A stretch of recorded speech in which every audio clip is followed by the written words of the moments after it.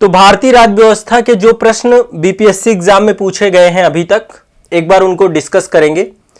चर्चा करने का मुख्य उद्देश्य यह है कि पहले हम आपके एग्जाम का स्तर समझेंगे कि पॉलिटी के किस स्तर के क्वेश्चन आते हैं, और हमेशा यही करना भी चाहिए और हम यही करवाते हैं। हमेशा आपको पहले प्रीवियस ईयर क्वेश्चन पेपर दिखाते हैं और इसके बाद डिटेल में हम चर्चा करते हैं आपके पहले ये प्रीवियस एग्जाम में पूछे गए क्वेश्चन, और इसके बाद में आपको जो क्वेश्चन जो टॉपिक ज्यादा पूछे जा रहे हैं उन टॉपिक को हम पहले पढ़ेंगे, क्योंकि समय कम है, एग्जाम आपका नजदीक है, तो हमारी तैयारी की रणनीति होनी चाहिए जो चीजें ज्यादा महत्वपूर्ण है पहले उनको, बाद में पढ़ो, पूरा पढ़ लो, कोई दिक्कत नहीं है।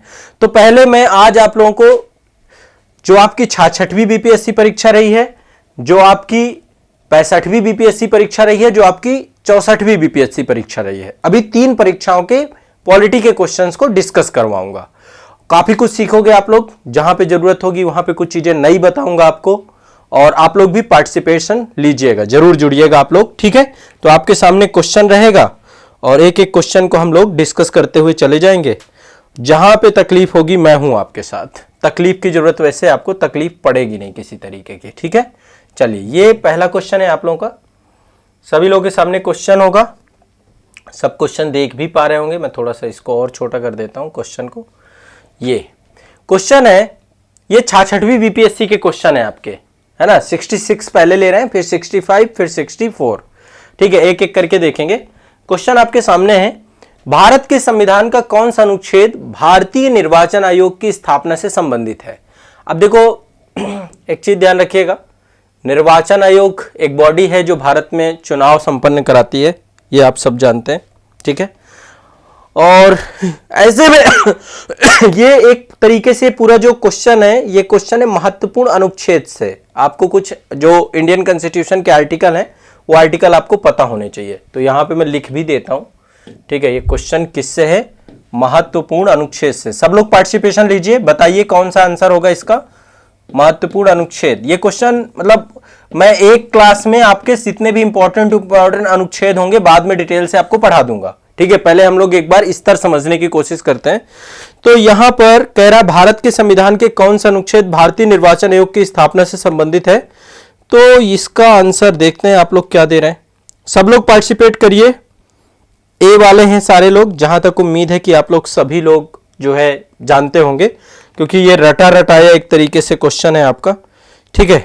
तो भारत में निर्वाचन आयोग का काम है स्वतंत्र और निष्पक्ष तरीके से चुनाव संपन्न कराना, और आर्टिकल 324 है ना, ये जुड़ा हुआ है आपका, किससे जुड़ा हुआ है, आर्टिकल 324 आपका निर्वाचन आयोग से जुड़ा हुआ है। और जो वयस्क मताधिकार की बात करते हैं वो आर्टिकल 326 है, अनुच्छेद 326 में वयस्क मताधिकार है आपका।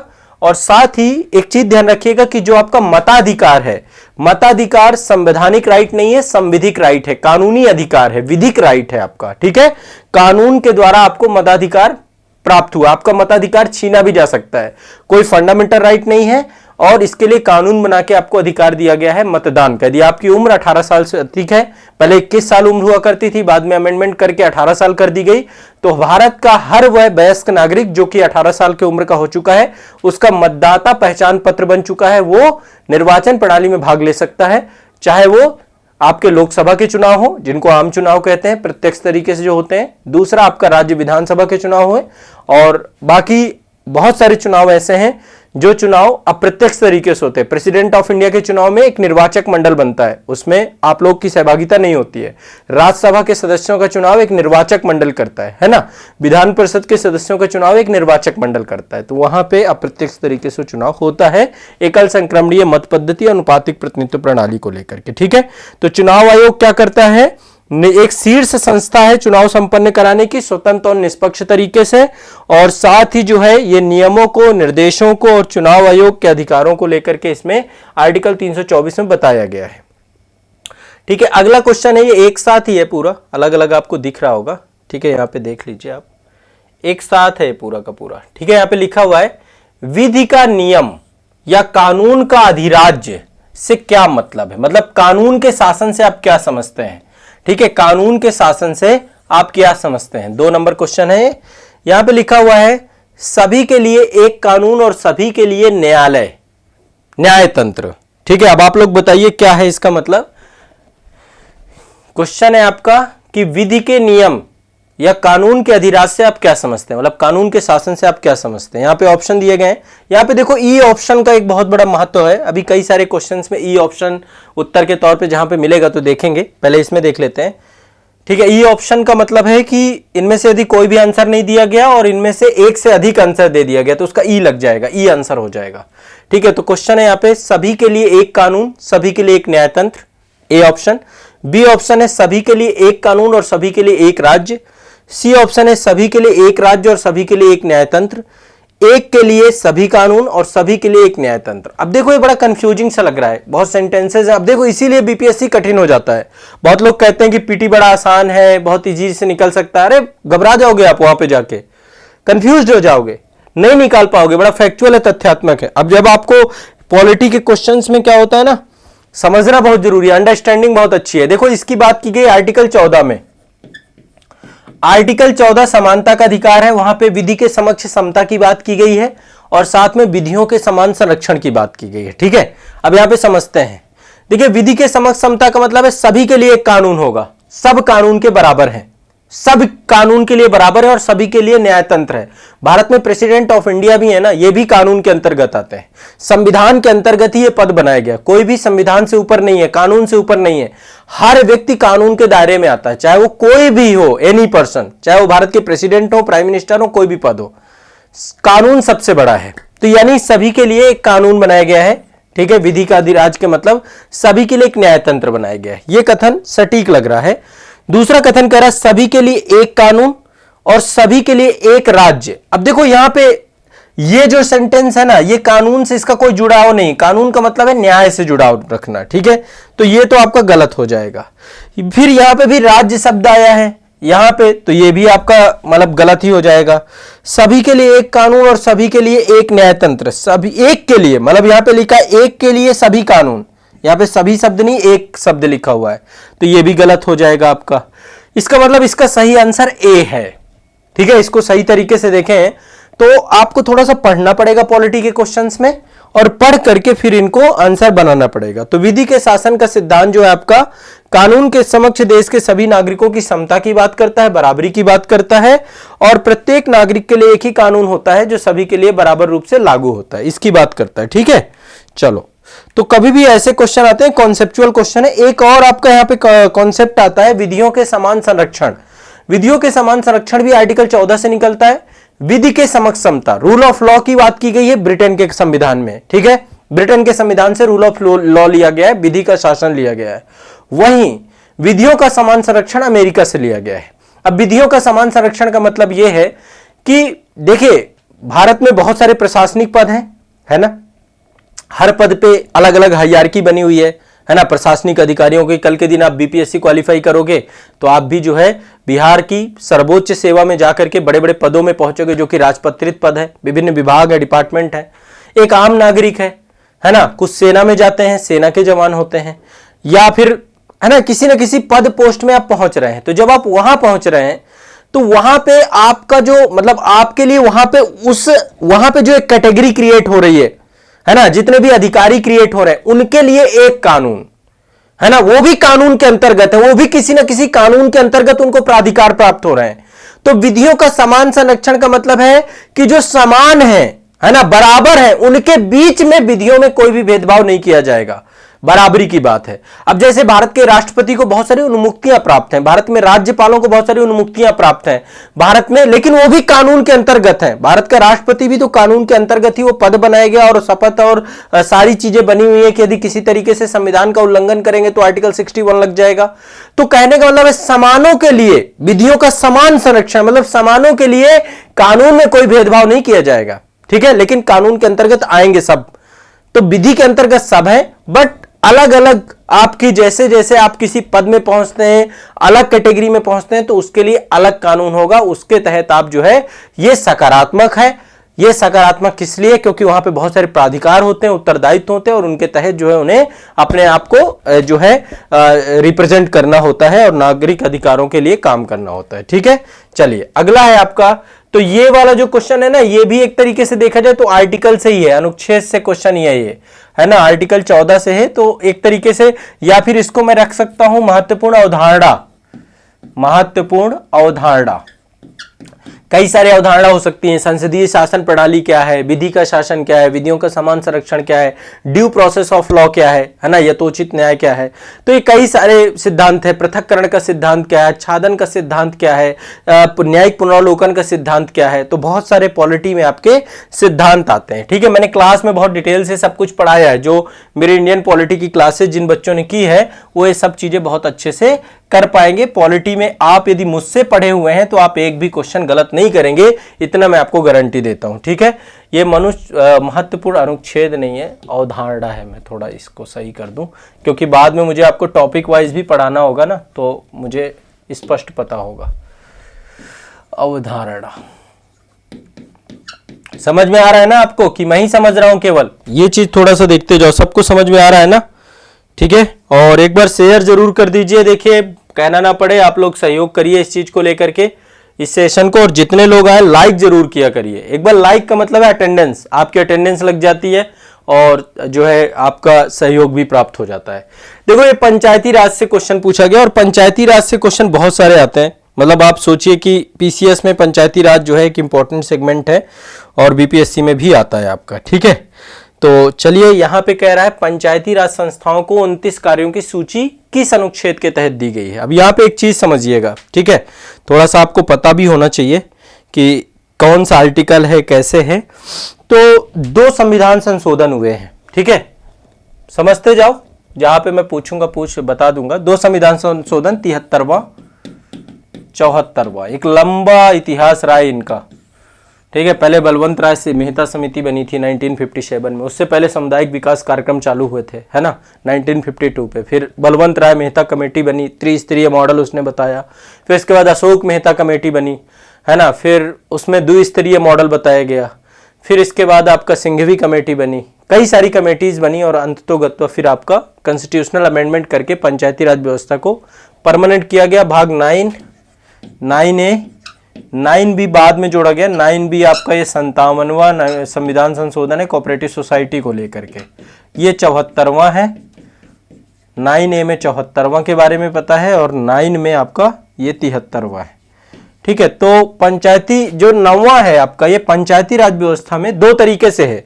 73वां में ग्रामीण स्वशासन की बात की गई है, ग्रामीण स्वशासन की बात की गई है, और 74वां में नगरीय स्वशासन की बात की गई। नगरीय शहरी स्वशासन, इसको शहरी कह देते हैं, शहरी। चूंकि स्वशासन आपका त्रिस्तरीय है तो ग्रामीण स्वशासन में ग्राम पंचायत, फिर ब्लॉक पंचायत या प्रखंड पंचायत और सबसे ऊपर जिला पंचायत, है ना। यहाँ पे आपका जो है नगर पंचायत, नगर परिषद और नगर निगम, तो ये भी अलग अलग है आकार के आधार पे, शहर के आधार पे, उस हिसाब से बनाया गया। तो कह रहा है कि 29 विषय दिए गए हैं। 29 विषय किसे दिए गए हैं? 73वां के तहत 11वां अनुसूची जोड़ी गई। 11वीं अनुसूची आपका ग्रामीण स्वशासन से जुड़ी है और इसमें 29 विषय हैं। कितने हैं? 29। 74वां से 12वीं अनुसूची जोड़ी गई आपकी। 12वीं अनुसूची में आपके 18 विषय हैं। कितने हैं? 18 विषय। तो 18 विषय और 29 विषय अलग अलग हैं, ध्यान रखिएगा। तो कह रहा है कि 29 कार्यों की सूची किस अनुच्छेद के तहत दी गई है? तो इसका सही आंसर है डी ऑप्शन, 243G। अब ये आपको पता होना चाहिए, नहीं तो दिक्कत हो जाएगा। इसमें पंचायतों के अधिकार और उत्तरदायित्व को स्पष्ट किया गया है। तो आपको पूरे के पूरे जितने भी हैं ये सब आपको याद करने हैं, ध्यान रखना है, सारे के सारे आपको याद करना है कि जो आर्टिकल्स हैं। तो ये मैं एक बार पंचायती राज व्यवस्था आपको पढ़ा दूंगा। पंचायती राज व्यवस्था से क्वेश्चन था आपका, ठीक है, ये है आपकी पंचायती राज संस्था, इससे क्वेश्चन था। ठीक है, स्पष्ट है, कोई दिक्कत नहीं है।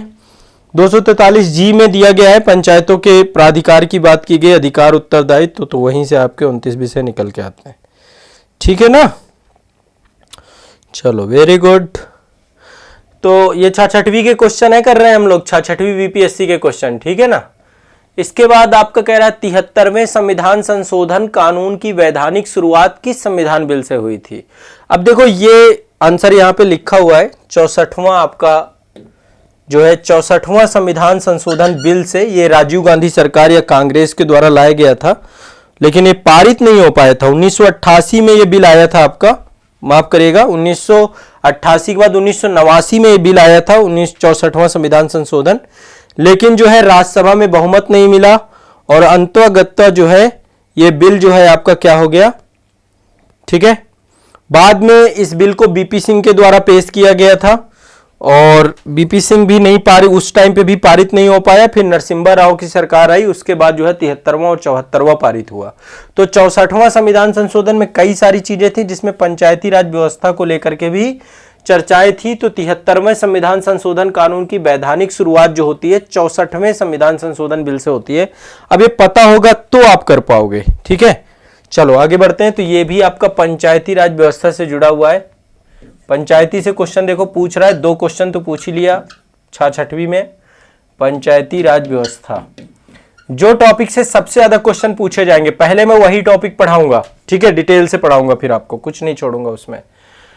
अगला है आपका निम्न में से कौन सा विकेंद्रीकरण का विशिष्ट लक्षण नहीं है। मतलब यहाँ पे वैशिष्ट का मतलब वही है, एक तरीके से फीचर पूछ रहा है यहाँ पे।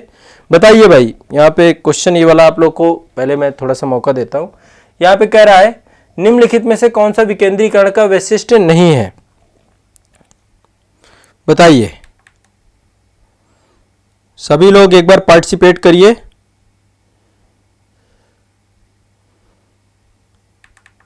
पार्टिसिपेशन आप लोगों का भी चाहिए मुझे इसमें। विकेंद्रीकरण, विकेंद्रीकरण का मतलब क्या होता है पता है ना। केंद्रीकरण का मतलब है कि शासन सत्ता को क्या करना, केंद्रित कर लेना, अधिकारों को केंद्रित कर लेना। विकेंद्रीकरण में सारे अधिकारों को, शासन सत्ता को सब तक उपलब्ध कराने की बात होती है, तो ज्यादा से ज्यादा लोगों को जोड़ने की बात होती है। विकेंद्रीकरण का मतलब ये होता है डिसेंट्रलाइजेशन। तो विकेंद्रीकरण का एक लक्षण आपका स्वायत्तता है, बिल्कुल। यहाँ पे कह रहे नहीं है, ये ध्यान रखना है और नहीं। स्वायत्तता होता है मतलब कि जो लोकल बॉडीज हैं, जैसे हमारे यहाँ ग्राम पंचायत और ये सब क्या है, भारतीय राज्य व्यवस्था का विकेंद्रीकरण है एक तरीके से, भारत की गवर्नेंस का एक विकेंद्रीकरण है। गांव को मूल इकाई के तौर पे, है ना, ग्राम प्रधान के माध्यम से जो क्षेत्रीय स्तर की, ग्रामीण स्तर की समस्याएं हैं उनको, उनका समाधान के लिए प्रयास है। लोक सहभागिता भी विकेंद्रीकरण का मतलब है, बिल्कुल सही बात है। तीसरा कह रहा है स्थानीय समुदायों में आत्मविश्वास को नहीं जगाना, ये नहीं हो सकता है ना। लोगों में तो विकेंद्रीकरण का मतलब ही है कि उनमें भरोसा भरना, विश्वास भरना। हमारे यहाँ पे हर एक व्यक्ति, हर एक नागरिक देश का संसद बन सकता है, देश का राष्ट्रपति बन सकता है, ग्राम प्रधान बन सकता है, चुनाव लड़ सकता है। यदि आप 21 साल की उम्र आपकी रखी गई है ग्राम पंचायत के लिए, 25 साल की उम्र लोकसभा के लिए और 30 साल की उम्र राज्यसभा के लिए और 35 साल की उम्र राष्ट्रपति उपराष्ट्रपति के लिए रखी गई, राज्यपाल के लिए रखी गई है। तो अलग अलग उम्र सीमा है। आप चुनाव भी लड़िए, अपने प्रतिनिधियों को चुनिए भी, तो आपको एक पॉलिटिकल राइट दिए गए हैं, है ना, राजनीतिक अधिकार आपको दिए गए। ठीक, तो ये जो है आपका आंसर बहुत आसान था। ये वाला क्वेश्चन भी देखा जाए तो एक तरीके से अवधारणा से जुड़ा हुआ है, महत्वपूर्ण अवधारणा, अवधारणा, ठीक है, उससे जुड़ा हुआ क्वेश्चन है, ये स्पष्ट है। अगला है, ये क्वेश्चन देख लीजिए, ब्रिटिश शासन काल में संविधान के विकास में कौन सा कानून ऐतिहासिक नहीं था। नहीं था पूछ रहा है, मतलब भारतीय संविधान का ऐतिहासिक विकास तो मैंने आपको पढ़ाया है। बताएं भाई, ये सब आप लोग बताएंगे। अब बहुत सिंपल सा है, regulating act 1973, 88, government of India act 1999, 1955। इसका आंसर बताओ। D, protection of civil rights act 1955, ये आपका अस्पृश्यता उन्मूलन के लिए लाया गया था। ठीक है, बिल्कुल, काफी लोग सही आंसर दे रहे हैं इसका। तो एक मिनट रुको, तो 1 मिनट में आपको बहुत चमत्कार देता हूं। देखो, आज चमत्कार का मतलब देखो, सारे के सारे अधिनियम बहुत फास्ट तरीके से आपको यहाँ पे समझा देता हूं। देखो, सबसे पहला जब भारत में कंपनी की स्थापना होती है ना, ब्रिटिश ईस्ट इंडिया कंपनी की स्थापना, तो ब्रिटिश ईस्ट इंडिया कंपनी की स्थापना हुई 1600 एडी में। ठीक है, 1600 एडी में महारानी के द्वारा, ठीक है, राजलेख पारित किया गया। फिर आपका 1726 एडी दूसरा राजलेख आता है, इसमें अवधि बढ़ा दी जाती है। फिर 1773 में रेगुलेटिंग एक्ट आता है, मैं बहुत फास्ट लिख रहा हूं सारे। 1773 के बाद फिर आपका 1781 में अमेंडिंग एक्ट आता है, संशोधन अधिनियम, विशेषता नहीं बताऊंगा किसी की। इसके बाद 1786 में जब कार्नवालिस आता है तो एक अधिनियम और आता है, उससे पहले पिट्स इंडिया एक्ट आता है 1784 में। 1784 में पिट्स इंडिया, 1786 में कार्नवालिस के टाइम पीरियड पे एक अधिनियम आता है। फिर 1793 में एक अधिनियम आता है, ठीक है, चार्टर एक्ट आता है 1793 में। यानी कि ये आपका 20 साल के बाद, मतलब देखा जाए तो 1773, ये बाकी तो थोड़ा सा बदलाव करने के लिए थे। 73 के बाद फिर हर 20 साल में 1813 में एक एक्ट आता है, 1813 में चार्टर एक्ट आता है,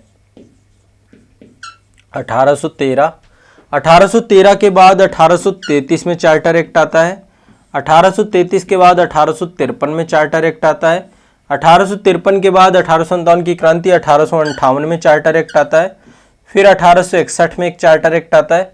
इसके बाद वर्नाकुलर प्रेस एक्ट आता है ना। उसके बाद जो उसी टाइम पीरियड पे महारानी के लिए जो है एक शाही अधिनियम लाया जाता है 1876 में। महारानी को केसर हिंद की उपाधि दी जाती है, तो 1876 में एक अधिनियम आता है जिसको हम शाही अधिनियम बोलते हैं। इसके बाद आपका 1892 में एक अधिनियम आता है। 1892 के बाद फिर आपका 1909 में अधिनियम आता है, इसको मार्लेमेंटो सुधार बोलते हैं। फिर इसके बाद 1919 में मॉन्टेस्क्यू चेम्सफोर्ड सुधार आपका आता है। 1919 के बाद 1935 में भारत शासन अधिनियम आता है। इसको एक बार और हम साइमन कमीशन भी यहाँ पे लिख सकते हैं। इसको 10 साल बाद रिव्यू करने के लिए साइमन कमीशन आता है 1927 में। 1929 में आना था लेकिन 2 साल पहले ही आ गया था ये। फिर 1935 का अधिनियम आता है, भारत शासन अधिनियम। और इसके बाद फिर एक तरीके का द्वितीय विश्व युद्ध चालू हो जाता है और एक तरीके का कह सकते हैं कि एक बैरियर क्रिएट हो जाता है। कैसा बैरियर क्रिएट हो जाता है? वो बैरियर होता है क्योंकि द्वितीय विश्व युद्ध प्रारंभ होने के कारण से राजनीतिक गतिरोध चालू होता है। भारतीयों की इच्छा के बिना द्वितीय विश्व युद्ध में भारत को प्रवेश कर दिया जाता है, जिसके कारण से कांग्रेस के द्वारा जो उस समय चुनी हुई प्रतिनिधिक सरकार थी, 28 महीनों की शासन के बाद सामूहिक रूप से त्यागपत्र दे दिया जाता है मंत्रिमंडल से। और फाइनली 1940 में अगस्त प्रस्ताव आता है इस गतिरोध को तोड़ने के लिए। यहाँ पे लॉर्ड लिनलिथगो थे। अगस्त प्रस्ताव के बाद फिर क्रिप्स आते हैं भारत में, यही राजनीतिक गतिरोध को दूर करने के लिए। बोलते हैं भैया आज़ादी ले लो, औपनिवेशिक शासन दे देंगे, पर बाद में इसको रिजेक्ट कर देते हैं हम लोग, है ना। पोस्ट डेटेड चेक करार दिया जाता है। फिर 1945 में बेबल ने प्रयास करना चालू किया, फिर पाकिस्तान की डिमांड मांग और बड़ा कॉम्प्लिकेटेड हो जाता है, ये भी रिजेक्ट हो जाता है। उससे पहले राजगोपालाचारी फॉर्मूला आता है। फिर इसके बाद इसके बाद कैबिनेट मिशन 1946 में कैबिनेट मिशन प्लान आता है और कैबिनेट मिशन प्लान में संविधान सभा की बात बन जाती है कि संविधान सभा बनेगी। और 1947 में पहले 3 जून को लॉर्ड माउंटबेटन प्लान आता है, 3 जून को, और 3 जून को भारत पाकिस्तान के विभाजन का प्रस्ताव, लॉर्ड माउंटबेटन प्लान। और फिर 1947, ये आज़ादी की बात कर रहे हैं हम लोग, 15 अगस्त 1947 से पहले ही 18 जुलाई को भारत को जो है ब्रिटिश संसद से प्रस्ताव पारित हो जाता है और भारतीय स्वतंत्रता अधिनियम 1947 में आता है। उसके द्वारा भारत और पाकिस्तान 2 अधिराज्य बन जाते हैं, भारत का विभाजन हो जाता है। तो ये एक दुर्भाग्य का समय हम लोग देखते हैं। समझ में आया? इतने सारे कानून तो समझ लिए मेरे ख्याल से, कंफ्यूज तो नहीं हो गए? इतने सारे कानून देखिए कितनी लिस्ट लिख गई। यही भारतीय संविधान का ऐतिहासिक विकास है ना। पहले कंपनी का शासन रहता है, बाद में ब्रिटिश क्राउन का शासन रहता है। समझ में आया भाई? थोड़ा कमेंट तो करके बताते जाओ ना कि आपको भी समझ में आ रहा है कि केवल मुझे ही समझ में आ रहा है। दोनों को आना चाहिए, मेरे भर समझने से बात नहीं बनेगी, एग्जाम आप लोगों को देना है, ठीक है। ये इतने सारे कानून मैंने आपको एक लिस्ट में बताया, मैं एक बार फिर फास्ट में बता देता हूँ। 1600 AD, 1726, 1773, 1781, 1784, 1786, 1793, 1700, इसके बाद 1813, 1833, 1853, 1858, 1861, 1876, 1892, 1909, 1919, 1927, 1935, 1940, 42, 45, 46, 47 आजाद। क्लियर? चलो वेरी गुड, बहुत बढ़िया, अच्छी ऑडियंस है, आप लोग मेहनत कर रहे हो। इसका मतलब इस बार 67 बीपीएससी में अच्छा टक्कर, अच्छा कंपटीशन, अच्छी कट ऑफ देने जा रहे हो आप लोग। चलो कौन कौन दे रहा है इसमें बीपीएससी 67 कौन कौन देने जा रहा है? एक बार थोड़ा सा बता दो मुझे कमेंट में, 67 बीपीएससी वाले कितने लोग हैं? कौन कौन जा रहा है एग्जाम देने? आज लेट नाइट जग तो रहे हो मेरे साथ? कोई बात नहीं, ये केवल वेडनेसडे की क्लास है आपकी, स्पेशल क्लास। तो देखो छठवीं में इतने ही क्वेश्चन आए थे, 7 क्वेश्चन थे लगभग, और सारे क्वेश्चन देखे जाए तो किए जा सकते थे। ये कंपनी के विकास से जुड़ा हुआ था, बाकी आपके अवधारणा से जुड़े हुए थे, तो ज्यादा क्वेश्चन तो नहीं थे। अब आगे बात करते हैं। अब ये थोड़ा सा यहाँ पे हर जगह कॉन्सेप्ट बताऊंगा। देखो मैं हल्के में नहीं पढ़ाता हूँ, मैं डिटेल ही पढ़ाता हूँ जब पढ़ाता हूँ, ठीक है। मैं कोई भी चीज को बढ़िया से पढ़ाऊंगा, आपको मजा आ जाएगा, खड़ा कर दूंगा मजा आपको। अच्छा, काफी लोग हैं यहाँ पे। कट रहा है श्वेत ओझा जी? नहीं कटेगा भाई, क्यों परेशान हो? मेरी आवाज सुनाई दे रही है ना? बस मेरी आवाज सुनो। जो कट रहा हो, दिख रहा हो, नहीं दिख रहा हो, वैसे मैं कोशिश करूंगा कि दिखेगा सब कुछ आपको, बट घबराना नहीं। तो एक क्वेश्चन ये आया था आपसे, ये आया था 65वीं में, पूछा था आम आदमी पार्टी क्या है? राज्य पार्टी है, राष्ट्रीय पार्टी है, क्षेत्रीय पार्टी है, पंजीकृत पार्टी है, या उपर्युक्त में से कोई नहीं है, या उपर्युक्त में से एक से अधिक है। अब देखो, राष्ट्रीय पार्टी और राज्य पार्टी, इसको लेकर के कुछ पैरामीटर्स बने हुए हैं। कौन सी पार्टी राज्य पार्टी होगी, कौन सी पार्टी राष्ट्रीय पार्टी होगी? कुछ लोग नहीं भी देने वाले हैं, ठीक है, पढ़ो, पढ़ना सबको है। जिनको देने जाना है वो भी पढ़ेंगे, और जिनको नहीं देने जाना है उनको कोई बात ही नहीं है। तो देखिए, आम आदमी पार्टी एक राज्य पार्टी है। राष्ट्रीय पार्टी और राज्य पार्टी को लेकर के कुछ मानक बनाए गए, पैरामीटर्स बनाए गए, और उन पैरामीटर्स को क्या करना पड़ता है, ठीक है, कई सारी अर्हताएं पूरी करनी होती हैं। देखिए यहां पे मैं बता देता हूं, ये राष्ट्रीय पार्टी की अर्हता है, कौन सी पार्टी राष्ट्रीय पार्टी होगी। थोड़ा सा आप लोग ध्यान दोगे तो मेरे ख्याल से आप आज क्लियर हो जाएगी ये बात। देखो, किसी भी पंजीकृत पार्टी को राष्ट्रीय पार्टी के रूप में मान्यता दी जाती है। 3 शर्तें हैं इसके लिए, 3 में से कोई एक शर्त किसी पार्टी ने पूरा कर लिया तो वो क्या हो जाएगी, राष्ट्रीय पार्टी बन जाएगी, ठीक है। किसी एक को पूरा करना होता है। पहला, पार्टी को ध्यान समझिएगा, कम से कम 3 अलग अलग राज्यों से लोकसभा में 2% सीटें जीतनी होती हैं। यहां पे परसेंटेज की बात है। अलग अलग राज्यों से लोकसभा में 2%, टोटल सीटों का 2% जीतना होता है। पहला तो ये, या तो ये पार्टी ये क्राइटेरिया पूरा कर रही है तो अलग अलग राज्य होने चाहिए, एक ही राज्य नहीं होना चाहिए, मल्टीपल राज्य होने चाहिए, ठीक है। दूसरा, या तो ये पूरा कर ले तो राष्ट्रीय पार्टी बन जाएगी। दूसरा, लोकसभा या विधानसभा के आम चुनाव में पार्टी किन्हीं 4 या अधिक राज्यों से 6% वोट प्राप्त कर ले। मान लो सीटें एक भी नहीं निकलती, लेकिन वो टोटल वोट का 6% से ज्यादा मिल जाए तो लोकसभा या विधानसभा, दोनों में से कोई एक चीज है, लोकसभा या विधानसभा के आम चुनाव में पार्टी किन्हीं 4 राज्य, यहां पे 4 या अधिक राज्य, मिनिमम 4 या उससे अधिक राज्य से 6% से अधिक वोट प्राप्त कर ले तो इसके लिए, और इसके अलावा 4 लोकसभा सीटें जीत जाए। 6% वोट प्लस 4 लोकसभा सीटें ये प्राप्त हो जाती हैं तो राष्ट्रीय पार्टी बन जाएगी। तीसरा है, पार्टी को 4 राज्यों में एक राज्य पार्टी के रूप में मान्यता मिलती है। पार्टी को 4 राज्यों में एक राज्य पार्टी के रूप में मान्यता मिलती है, मतलब 4 राज्यों में यदि उसे राज्य पार्टी के रूप में मान्यता प्राप्त हो जाती है तो भी राष्ट्रीय पार्टी हो जाएगी। अभी देखो, टोटल 8 पार्टी हैं जिनको हमने क्या कर रखा है, राष्ट्रीय पार्टियों का दर्जा प्राप्त है। 8 पार्टी कौन कौन सी है, ध्यान से ध्यान रख कर लीजिए, पूछ ले। मान लो तृणमूल कांग्रेस के बारे में जानते हैं आप लोग, अखिल भारतीय तृणमूल कांग्रेस, पश्चिम बंगाल ममता बनर्जी, ठीक है, सब जानते हैं। एक तो ये है। दूसरा है बहुजन समाज पार्टी, मायावती जी को सब जानते हैं, ठीक है, बहुजन समाज पार्टी, बसपा बोला जाता है इसको, ठीक है। और इसके बाद भारतीय जनता पार्टी तो सब जानते होंगे, बीजेपी, ठीक है। तीसरी पार्टी है भारतीय कम्युनिस्ट पार्टी, सब जानते हैं, इसको भाकपा बोलते हैं, भारतीय कम्युनिस्ट पार्टी। एक है आपकी सीपीआईएम, भारतीय कम्युनिस्ट पार्टी, मार्क्सवादी इसे बोला जाता है, ठीक है, सीपीआईएम।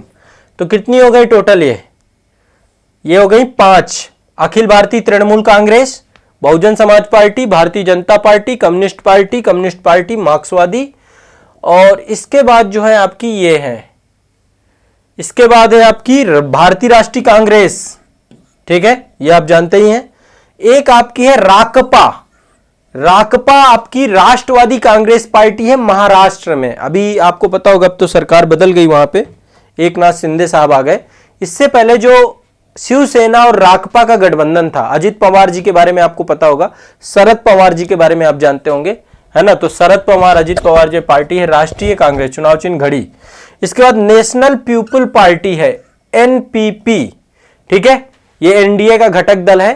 तो ये टोटल 8 पार्टी हैं। कितनी है? 8 पार्टी राष्ट्रीय पार्टी का दर्जा प्राप्त है अभी टोटल, अभी वर्तमान में। घटती बढ़ती रहती हैं, ठीक है, ये मान लीजिए ये घटती बढ़ती रहती हैं। अब ये तो हो गए राष्ट्रीय पार्टी, 3 कैटेगरी थी, 3 शर्तों को पूरा कर लें तो राष्ट्रीय पार्टी का दर्जा मिल जाता है। क्लियर है ना भाई सबको? कोई दिक्कत तो नहीं है ना? बहुत इजी है। मैं ये वाला जो आपका ये वाला वो है ना, ये वाला पीडीएफ मतलब ये वाला जो राष्ट्रीय पार्टी और राज्य पार्टी की जो ये अर्हता वाला है, ये मैं टेलीग्राम चैनल पे डाल दूंगा आपके, आजाद बीपीएससी एकेडमी के। तो टेलीग्राम चैनल से आप इसको देख भी लेना, पढ़ लेना, मैं भी डाल दूंगा थोड़ी देर बाद, ठीक है। इसके बाद राज्य पार्टी। राज्य पार्टी में कोई किसी भी पार्टी को राज्य पार्टी के रूप में मान्यता तब मिलती है जब वो कोई एक मानदंड पूरा करती है। ये एक मानदंड कौन सा है? इनमें से आप देख लीजिए। पहला है, एक पार्टी को राज्य विधानसभा के चुनाव में डाले गए वैध मतों का कम से कम 6% सुरक्षित करना चाहिए और उस राज्य के विधानसभा में कम से कम 2 सीटें जीतनी चाहिए। तो वोटों का परसेंटेज है 6%, ठीक है, और सीटों की बात करें तो 2 सीटें, इतना इसे मिलना चाहिए। दूसरा, एक पार्टी को लोकसभा चुनाव में डाले गए वैध वोटों का कम से कम 6% और लोकसभा में कम से कम 1 सीट। तो देखो, राज्य में मतलब राज्य पार्टी का दर्जा के लिए राज्य में 6% वोट प्लस 2 सीटें मिल जाए उसे राज्य विधानसभा में, या लोकसभा के चुनाव में उसे 1 सीट मिल जाए और 6% वोट मिल जाए, ठीक है। या फिर इनमें से अलग है, एक दल को कुल सीटों का कम से कम 3% या विधानसभा में 3 सीटें, 3% वोट और कुल सीटों का 3%, ये सीटों का 3% बोल रहा है, या विधानसभा में कम से कम 3 सीटें मिल जाए या उससे अधिक मिल जाए। या फिर एक पार्टी को लोकसभा में प्रत्येक 25 सीटों या उस राज्य को आवंटित किसी भी एक हिस्से के लिए कम से कम 1 सीट जीतनी चाहिए, ठीक है। इसके अलावा उदारीकृत मानदंड के तहत एक खंड यह भी है कि राज्य पार्टी के रूप में मान्यता के लिए यदि पात्र है तो राज्य में कुल वैध मतों का, मान लो सीट एक भी नहीं मिलती है, केवल 8% मत ही प्राप्त हो जाए तो भी राज्य पार्टी के रूप में बन जाएगी। तो ये 5 बातें हैं, यहां पर 5 पैरामीटर्स हैं, मैं टेलीग्राम में डाल दूंगा तो एक बार थोड़ा सा पढ़ लेना। 5 पैरामीटर यहां पर है और 3 पैरामीटर यहां पर है, ठीक है। तो आम आदमी पार्टी एक राज्य दल है, जेडीयू आपका जो है जो बिहार में है ना, या राजद की बात करें तो ये सब कैसे हैं आपके राज्य पार्टी के तौर पे। क्लियर है, स्पष्ट है? चलो, इतना समझ में आया कि ऐसा लग गया कि ज्यादा हो गया कुछ बात? ज्यादा तो नहीं लग रही ना? मैं अभी भेज दूं, उसमें टेलीग्राम में डाल दूंगा तो देख लेना, एक बार पढ़ जरूर लेना, बिना पढ़े मत जाना, ठीक है। चलो आगे बढ़ते हैं। निम्नलिखित में संवैधानिक उपचारों में से किसे पोस्टमार्टम कहा जाता है? आर्टिकल 32 के बारे में तो सब जानते हो आप लोग, सब जानते हो ना आर्टिकल 32। आर्टिकल 32 भी एक फंडामेंटल राइट है, उसे संवैधानिक उपचारों का अधिकार कहा जाता है। सुप्रीम कोर्ट के पास आपके पास ये पावर है कि आप सुप्रीम कोर्ट डायरेक्ट जा सकते हैं अपने राइट को बचाने के लिए। कैसे राइट को? फंडामेंटल राइट को, अपना स्वतंत्रता का अधिकार, समानता का अधिकार, आपका जो है शोषण के विरुद्ध अधिकार, धार्मिक स्वतंत्रता का अधिकार, शिक्षा एवं संस्कृति का अधिकार, ये जितने भी राइट हैं इनको प्रोटेक्ट कराने के लिए आप कहां जा सकते हैं? Supreme court. तो पोस्टमार्टम किसे कहा जा सकता है? तो सुप्रीम कोर्ट आपके राइट को 5 प्रकार की रिटें हैं। 5 प्रकार की रिट कौन कौन सी है? हैबियस कॉर्पस, बंदी प्रत्यक्षीकरण, है ना, मैंडमस यानी परमादेश, एक आपकी क्यू वारंटो है यानी अधिकार प्रक्षा है, बाकी प्रतिषेध है और उत्प्रेषण है। तो इसमें देखिए परमादेश में तो यदि कोई अपने कर्तव्यों से विमुख हो रहा है तो उसको उस कर्तव्य के लिए सजग करने के लिए परमादेश जारी किया जाता है। बंदी प्रत्यक्षीकरण, बंदी को प्रत्यक्ष करने के लिए किया जाता है। अधिकार प्रक्षा जो है आपका व्हाट इज योर अथॉरिटी, यानी कोई व्यक्ति अपने पद पर क्यों बैठा है, इसके लिए अधिकार प्रक्षा का जो रिट होता है कि भाई मान लीजिए किसी पद पे कोई व्यक्ति बैठ गया है ना, तो वो उस पर क्या प्राधिकार है उसका, उस पद पर बैठने के लिए, उस पद के लिए वो क्यों एलिजिबल है, क्यों उसे उस पद पर बैठना चाहिए, ठीक है। तो इसके लिए आपकी अधिकार प्रक्षा रिट आती है और ये एक तरीके से जो भारत सरकार के सार्वजनिक कार्यालय हैं उसके तहत जो है इसमें ये रिट लगा दी जाती है और न्यायालय इस पे काम करता है। तो ये आपका क्वेश्चन ध्यान में आपको रखना है, ठीक है। इसका डी सही होगा। पोस्टमार्टम किसे कहा जाता है? अधिकार परीक्षा रिट को, ठीक है। बाकी मैं आपको फंडामेंटल राइट एक दिन पढ़ा दूंगा एक क्लास में, उसमें फंडामेंटल राइट में मैं सारी रिटें पढ़ा दूंगा आपको, जितनी भी है सब आपको देखो 2 मिनट में बता देता हूँ। बंदी प्रत्यक्षीकरण सब जानते हैं, कोई भी बंदी है उसको प्रत्यक्षीकरण कराना है तो बंदी प्रत्यक्षीकरण। परमादेश कर्तव्य के लिए है, यदि कोई भी अपने कर्तव्य का पालन नहीं कर रहा, विमुख हो रहा है तो परमादेश, ठीक है। अधिकार परीक्षा आप किस प्राधिकार से उस पद पर हैं इसको लेकर के। अब देखो जो कंफ्यूजन होता है बच्चों को उत्प्रेषण और प्रतिषेध में होता है, आसानी से समझाता हूँ। न्यायालय है, न्यायालय में हर एक न्यायालय का प्राधिकार क्षेत्र है, मतलब अधिकार क्षेत्र है, चाहे वो लोअर कोर्ट्स हो, हमारे अधीनस्थ न्यायालय जितने भी है, चाहे वो जिला न्यायालय हो या फिर अन्य न्यायालय, सीजीएम कोर्ट, जितनी भी कोर्ट होती हैं, सभी कोर्ट में सबका एक प्राधिकार क्षेत्र है। हाई कोर्ट का भी प्राधिकार क्षेत्र है, सुप्रीम कोर्ट का तो है ही है, सबके प्राधिकार क्षेत्र बने हुए हैं। तो सबको जब भी कोई भी मामला सुनना है अपने प्राधिकार क्षेत्र से बाहर जाकर के नहीं सुनना है, अपने प्राधिकार क्षेत्र में रहकर ही सुनना है, ठीक है। एक प्रोसेस है, एक प्रक्रिया है, सारी चीजें हैं। तो यदि कोई भी मामला दो कंडीशन में हो सकता है, या तो कोई मामला सुना जा रहा होगा और या तो उस मामले पर निर्णय आ चुका होगा। तो यदि कभी ऐसा होता है कि किसी मामले पर उसको न्यायपालिका के द्वारा अपने प्राधिकार क्षेत्र से बाहर जाके सुना जा रहा हो और उस पर निर्णय नहीं आया हो, तो जो ऊपर वाली कोर्ट है, अपर कोर्ट है, वो ये न्यायालय के लिए ही लाती है। ये जो दोनों रिटें हैं उत्प्रेषण और प्रतिषेध न्यायालय द्वारा न्यायालय के लिए लाई जाती हैं। तो ऊपर वाली कोर्ट क्या कर सकती है, उस पूरे मामले को बीच में वहीं पे रोक करके अपने पास मंगवा लेगी। इसको प्रतिषेध रिट कहते हैं। मतलब चूंकि अधिकार क्षेत्र में नहीं था और वो सुनवाई कर रहा था, तो अभी न्यायालय का निर्णय नहीं आया था उस केस में, तो उस पूरे केस को अपने पास मंगवा लिया जाएगा। इसी को प्रतिषेध कहते हैं। उत्प्रेषण रिट में क्या होता है, जब निर्णय आ चुका होता है, कई बार क्या होता है कि निर्णय आ चुका होता है और इसके बाद वो मामला अधिकार क्षेत्र से बाहर पता चलता है, तो ऐसे मामले को न्यायालय अपर जो ऊपर की कोर्ट होती है, हाई कोर्ट या सुप्रीम कोर्ट, वो उस पूरे न्यायालय को क्या करे, उस पूरे निर्णय को खत्म कर देगी, उत्प्रेषण कर देगी और पूरे मामले को अपने पास मंगवा लेगी। ये अंतर होता है। एक में मामला चल रहा होता है वो प्रतिषेध रिट होती है, एक में निर्णय आ चुका होता है वो उत्प्रेषण रिट होती है। बता दो क्लियर हो गया हो तो थोड़ा सा मैसेज कमेंट करके बता दिया करो कि क्लियर हो गया मामला। क्लियर हो गया क्या? हुआ कि नहीं हुआ?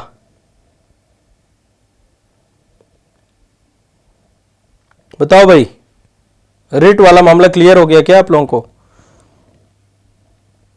थोड़ा जल्दी मैसेज करना है, इतना टाइम नहीं है अपने पास। चलो मैं आगे बढ़ता हूं। अब ये वाला देख लीजिएगा आप लोग। अगला है, निम्नलिखित में से भारतीय राज्यों में से किसकी राज्य विधानसभा के सदस्यों की संख्या अधिक है? देखो ये बहुत कंफ्यूजिंग मामला है। पता होना चाहिए आपको कि कहाँ पे विधानसभा की कितनी संख्या है, रट्टा होना चाहिए, लिस्ट याद होनी चाहिए, किसमें कितने कितने हैं, ठीक है।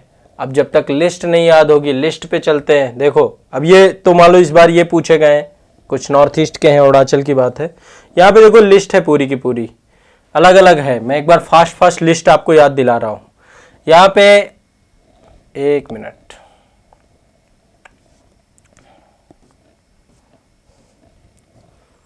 मैं लिस्ट याद करा देता हूँ आपको, थोड़ा सा सबको देख लेंगे। बिहार का बता दो पहले एक बार, बिहार में कितनी है विधानसभा सीटें? देखें भाई आप में से कुछ ऐसे भी तो नहीं है। विधानसभा सीटें बताओ बिहार की। ठीक है चलो, क्लियर होता जा रहा है ना, थोड़ा थोड़ा, अभी भी थोड़ा थोड़ा। अच्छा कुछ फास्ट मैंने समझा। अरे थोड़ा वही है कि आप, मुझे लगता है पॉलिटी हो सकता है फर्स्ट टाइम पढ़ रहे हो। ठीक है कोई नहीं, घबराओ मत, मैं हूं आपके साथ, सब समझा दूंगा, धीरे धीरे सब समझ में आ जाएगा। मेरा एक इंटायर वीडियो है, देख लो, पॉलिटी का 12 घंटे 13 घंटे का इंटायर वीडियो है, देख लो भाई, आपके प्लेलिस्ट में लगा हुआ है। एक प्लेलिस्ट बनी होगी मास्टर प्लेलिस्ट बीपीएससी की, उसमें 13 घंटे का मेरा पॉलिटी का इंटायर वीडियो नहीं देखा, 13 घंटे में पूरी पॉलिटी खत्म, सारे आर्टिकल 395 आर्टिकल 104, 105 अमेंडमेंट सब कुछ कंप्लीट करा दिया, पूरी अनुसूचियां। सोचो कितनी मेहनत की थी उसमें, पूरा रात भर क्लास चली थी, तो जरूर देख लिया करो। चलो यार ये तो बहुत अच्छी बात है, सबको सीटें पता है, पढ़ते हो आप लोग, मतलब ये है कि पढ़ने वाले बच्चे हैं मेरे पास। ठीक है, तो आंध्र प्रदेश में देखो 175 सीटें हैं टोटल, अरुणाचल प्रदेश में 60 सीटें हैं, बाद में भी देखेंगे क्वेश्चन को, पहले यहाँ पे सीटें देख लो एक बार। आंध्र प्रदेश 175 सीटें, अरुणाचल प्रदेश 60 सीटें, असम में 126 सीटें हैं, नॉर्थ ईस्ट में असम में 126, ठीक है। बिहार में 243 सीटें हैं, ठीक है। छत्तीसगढ़ में 90 सीटें हैं, दिल्ली में 70 सीटें हैं, 70 में 67 केजरीवाल जी, ठीक है। गोवा में 40 सीटें हैं, अभी चुनाव हुए थे। गुजरात में होने वाले 142 सीटें हैं, गुजरात 182, ध्यान रखिएगा। आगे चलते हैं।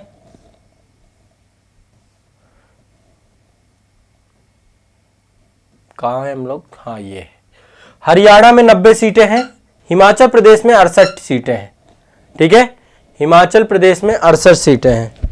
देखो हिमाचल प्रदेश की 2 राजधानियां हैं, शिमला और धर्मशाला, ठीक है, ध्यान रखिएगा। समर और विंटर अलग अलग राजधानी है, कई राज्यों की अलग अलग राजधानी है। जम्मू कश्मीर की 2 राजधानियां हैं, सबको पता है, जम्मू और श्रीनगर, सबको पता है, ठीक है। और महाराष्ट्र में भी आपका एक तो मुंबई है, दूसरा नागपुर भी है आपका, ठीक है, ध्यान रखना है। और हरियाणा और पंजाब की एक ही राजधानी चंडीगढ़। जम्मू कश्मीर में 90 सीटें हैं, ठीक है, अभी विधानसभा बनी है यहाँ पे। इसके बाद झारखंड में आपका 81 हैं, कर्नाटक की भी 2 राजधानी है, बेंगलुरु और बेलगाम, है ना, बेलगाम 2 राजधानी है कर्नाटक की भी। समर है आपकी बेंगलुरु और विंटर है आपकी बेलगाम। कर्नाटक में 224 सीटें हैं, केरल में 140 सीटें हैं, मध्य प्रदेश में 230 सीटें हैं, महाराष्ट्र में 288 सीटें हैं, मणिपुर में 60 सीटें हैं, ठीक है, नॉर्थ ईस्ट के स्टेट में। इसके बाद ये आपका है और है यहाँ पे, हाँ ये है। इसके बाद मेघालय में 60 सीटें हैं, मिजोरम में 40 सीटें हैं, नागालैंड में 60 सीटें हैं। तो देखो नॉर्थ ईस्ट में 60 सीटें काफ़ी ज़्यादा हैं, 126 सीटें वहाँ पर हैं असम में, और मिजोरम में 40 सीटें हैं। उड़ीसा में 147 सीटें, ऐसे याद नहीं रहेगा, एक बार मैं ये वाली लिस्ट भी डाल दूंगा टेलीग्राम में, तो याद कर लेना, ठीक है। पुदुचेरी में आपकी 33 सीटें हैं, पंजाब में आपकी 117 सीटें हैं, राजस्थान में आपकी 200 सीटें हैं, सिक्किम में 32, सबको याद होगा, सबसे कम यहीं पे है। तमिलनाडु में 234 सीटें, तेलंगाना में 119 सीटें, तमिलनाडु में 234, तेलंगाना में 119। अभी हमारा यूपी बचा है भाई, सबसे ज़्यादा सीटें यहीं पे है। त्रिपुरा में 60 सीटें हैं, उत्तर प्रदेश हमारा 403 सीटें, नाम रोशन कर रहे हैं हम लोग, ठीक है। उत्तराखंड में 70 सीटें और वेस्ट बंगाल में 294 सीटें। वेस्ट बंगाल में भी काफ़ी ज़्यादा है, वेस्ट बंगाल, बिहार, महाराष्ट्र, ये सब बहुत ज़्यादा है। तमिलनाडु में भी काफ़ी सीटें हैं, ठीक है। तो ये लिस्ट मैं भेज दूंगा, एक बार रट लेना, सारी की सारी देख के जाना, ये मत छोड़ना, मतलब कि, ठीक है। और महाराष्ट्र में 288 सीटें हैं। चलो क्वेश्चन में चलते हैं, उम्मीद है कि क्वेश्चन अब हल कर पाने में आप समर्थ होंगे। चलो लिस्ट में देखो, ये 60 सीटें अरुणाचल, मणिपुर 60 सीटें, मेघालय 60 सीटें, हिमाचल 68 सीटें। सबसे ज़्यादा कहाँ है, हिमाचल में। एक बार रट लो, गलती नहीं होगी, एक बार रट लो सारे क्वेश्चन, ठीक है। तो इसका मेरे ख्याल से बी सही है, स्पष्ट है, बी सही है ना, ठीक। चलो अगला क्वेश्चन, ये कह रहा है कि भारत के वरीयता क्रम में निम्नलिखित में से पहले आता है। अब देखो यहां पे गड़बड़ है, पहले आता है, कौन पहले आता है, वरीयता क्रम भी क्वेश्चन पूछा गया है। देखो वरीयता क्रम में शीर्ष स्थान पे तो प्रेसिडेंट ऑफ इंडिया आते हैं, कौन पहले लिखा हुआ है, ठीक है। अब यहां पे उपर्युक्त में से कोई नहीं। अब यहां पे ई ऑप्शन हमारे पास है, ना तो यूपीएससी का अध्यक्ष आता है, ना तो मुख्य चुनाव आयुक्त आता है, ना तो नियंत्रक में एक लेखा परीक्षक आता है, ना उच्च न्यायालय के न्यायाधीश आते हैं। अलग अलग ये वरीयता क्रम बना है। वरीयता क्रम मतलब एक प्रोटोकॉल क्रिएट किया गया कि सबसे ऊपर ये, सबसे ऊपर ये, फिर ये, फिर ये। और जब कभी भी देखिए भारत में जो भी कार्यक्रम होते हैं, कभी भी आप देखिएगा कि राष्ट्रपति के आगे प्रधानमंत्री नहीं चलते, क्योंकि प्रधानमंत्री प्रोटोकॉल वाइज तीसरे नंबर पे आते हैं, पहले प्रेसिडेंट, फिर वाइस प्रेसिडेंट, फिर हमारे प्राइम मिनिस्टर, ठीक है। और कभी भी कुर्सियां भी लगाई जाती हैं तो इसी तरीके से लगाई जाती हैं, प्रोटोकॉल को देखा जाता है कि किसका प्रोटोकॉल कैसा। तो वरीयता क्रम ये होता है। तो मैं कुछ आपको 8-9 वरीयता क्रम बता देता हूं। पहले तो राष्ट्रपति आते हैं पहले नंबर पे, पहले में राष्ट्रपति, दूसरे में वाइस प्रेसिडेंट आपके यानी कि उपराष्ट्रपति, उपराष्ट्रपति थोड़ा याद कर लो इस साथ में ही, ठीक है। तीसरा है प्रधानमंत्री, प्रधानमंत्री तीसरे हैं। चौथा है आपका राज्यों के राज्यपाल, राज्यों के राज्यपाल चौथा है। पांचवा है आपका भूतपूर्व राष्ट्रपति, जो पहले रहे, जैसे श्री रामनाथ कोविंद जी हैं वो 5वें नंबर पे हैं, और जो द्रौपदी मुर्मू जी हैं वर्तमान में है महामहिम, तो वो पहले नंबर पे। भूतपूर्व राष्ट्रपति 5वें नंबर पे प्रोटोकॉल वाइज आते हैं, ठीक है। यहीं पे 5A एक कैटेगरी बना दी गई है उप प्रधानमंत्री की। उप प्रधानमंत्री का पद संविधान में कहीं नहीं दिया गया है, कैबिनेट का ही एक तरीके से सदस्य होता है, ये मान लीजिए कैबिनेट मंत्री का ही दर्जा प्राप्त होता है। 6वें नंबर पे है भारत का मुख्य न्यायाधीश। काफी सारे लोग हैं 6वें नंबर पे। एक तो मुख्य न्यायाधीश, भारत का मुख्य न्यायाधीश, मुख्य न्यायाधीश, और 6वें नंबर पे ही आपको लोकसभा के अध्यक्ष आते हैं, लोकसभा अध्यक्ष। देखो राज्यसभा का सभापति दूसरे नंबर पे आता है, वाइस प्रेसिडेंट ही राज्यसभा का सभापति होते हैं, क्लियर है ना आपको। 7वें नंबर पे कैबिनेट मंत्री जितने भी होते हैं, केंद्रीय कैबिनेट मंत्री, जो कैबिनेट मंत्री हैं आपके मंत्रिमंडल है, वो सब 7वें नंबर पे आते हैं सारे के सारे। और राज्यों के मुख्यमंत्री भी आते हैं 7वें नंबर पे, राज्यों के मुख्यमंत्री नीतीश कुमार जी यहीं पे आएंगे, ठीक है। और योजना आयोग के उपाध्यक्ष भी 7वें नंबर पे आते हैं, योजना आयोग के उपाध्यक्ष। पिछले सेशन में मैंने बताए थे सारे के सारे आयोग के उपाध्यक्ष, याद करवाए थे जाना लेटेस्ट जितने भी नाम हैं। इसके बाद आपके आते हैं पूर्व प्रधानमंत्री, यहीं पे 7वें नंबर पे, जो पूर्व प्रधानमंत्री होंगे, जैसे मनमोहन सिंह जी अभी हैं प्रधानमंत्री, वो भी आपके 7वें नंबर पे आते हैं। एक लिस्ट है, काफी लोग हैं इसमें 7वें नंबर पे। और इसके बाद संसद का विपक्ष का नेता, विपक्ष का नेता, ये भी 7वें नंबर पे आते हैं, ठीक है। 8वें नंबर पे जो हमारे देश में राजदूत होते हैं, डिप्लोमेट्स जो विदेशों से आते हैं, वो सब 8वें नंबर पे आते हैं। 9वें नंबर पे आपका उच्चतम न्यायालय के अन्य न्यायाधीश जितने भी होते हैं, सुप्रीम कोर्ट के न्यायाधीश। तो ऐसे करके एक पूरा का पूरा लिस्ट है, वरीयता क्रम बोलते हैं इसको, याद होनी चाहिए आपको। पहले नंबर पे प्रेसिडेंट, दूसरे नंबर पे उस उपराष्ट्रपति, फिर प्रधानमंत्री, फिर चौथे नंबर पे राज्यों के राज्यपाल, फिर भूतपूर्व राष्ट्रपति, फिर 5वें में आपका उप प्रधानमंत्री, 6वें में भारत का मुख्य न्यायाधीश, है ना, और लोकसभा का अध्यक्ष। 7वें में काफी लंबी लिस्ट है, कैबिनेट मंत्री, राज्यों के मंत्री, योजना आयोग का उपाध्यक्ष जो है, पूर्व प्रधानमंत्री, विपक्ष का नेता, और 8वें नंबर पे आपका राजदूत, और 9वें नंबर पे सुप्रीम कोर्ट के। याद कर लोगे आप सभी वरीयता क्रम, वरीयता क्रम याद करोगे कि नहीं बताओ।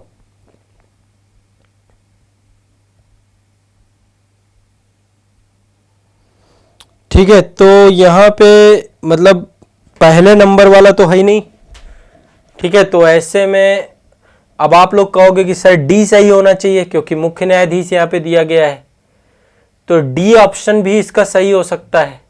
लेकिन आयोग ने जो आंसर दिया है आपके ई ऑप्शन दिया है, डी भी सही हो सकता है। आप देखिए कहां पर है ये आपके हैं 6वें नंबर पे। तो इन सबसे मतलब यदि हम केवल इन पे तुलना करें, इन पे, तो इसका आंसर मेरे हिसाब से डी हो सकता है। पर आयोग की इच्छा थी, उन्होंने ई ऑप्शन दिया इसका। अब क्या करें बताइए, ठीक है। आयोग ने इसको पहला शीर्ष स्थान मान के इसका आंसर दिया है, तो कुछ कर नहीं सकते, ठीक है। बट ओवरऑल देखा जाए तो इसका एक आंसर डी भी निकल सकता है, थोड़ा सा डिबेटफुल है आंसर, ठीक है। अगला चलते हैं, नेक्स्ट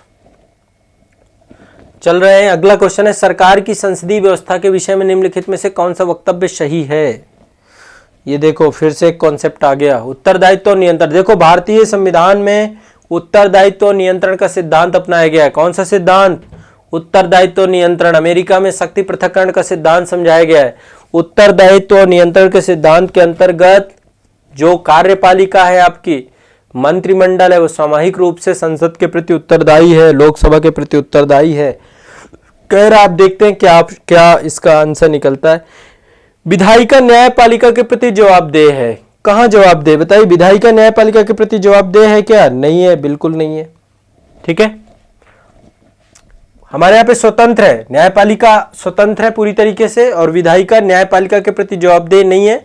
हाँ, यदि संसद द्वारा कोई कानून बनाया जाता है तो वो कानून संविधान सम्मत होना चाहिए, संविधान के प्रति जवाबदेह है, और नहीं होगा तो उसकी जो जिम्मेदारी हो न्यायपालिका के पास। न्यायपालिका संविधान की गार्जियन के तौर पे।